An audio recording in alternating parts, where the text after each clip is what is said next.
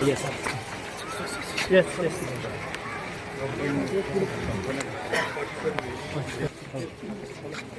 चला चला.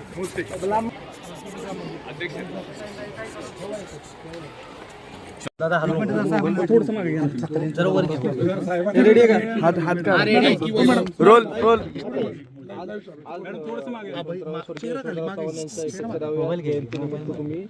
अभिवादन करण्यासाठी आलात, काय सांगाल, काय भावना? नमस्कार. आज महाराष्ट्राचं मुख्यमंत्री आदरणीय आपल्या सर्वांचे श्रद्धास्थान यशवंतराव चव्हाणजी यांच्या जयंतीनिमित्त अभिवादन करण्यासाठी मी इथं आलेली आहे. आणि हे सगळं करत असताना मन माझं भरून येते.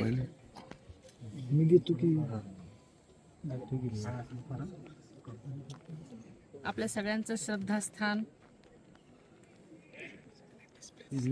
आपल्याला माहिती आहे की मी 2 फेब्रुवारीला पण इथे आले होते. माझी शपथ घेतल्यानंतर एक कर्तव्यनिष्ठ म्हणून मी समाधीस्थळी आले होते अभिवादन करायला. कारण आपल्या सर्वांचंच हे एक ऊर्जा स्थान आहे, शक्ती स्थान आहे. आणि आदरणीय दादांनी आदरणीय यशवंतराव चव्हाणांच्या विचारांचा वसा घेऊन आपली वाटचाल सुरू केलेली होती. दादांना नेहमीच यांच्या सर्वच दादांचं ते शक्ती स्थान होतं, स्फूर्ती स्थान होतं.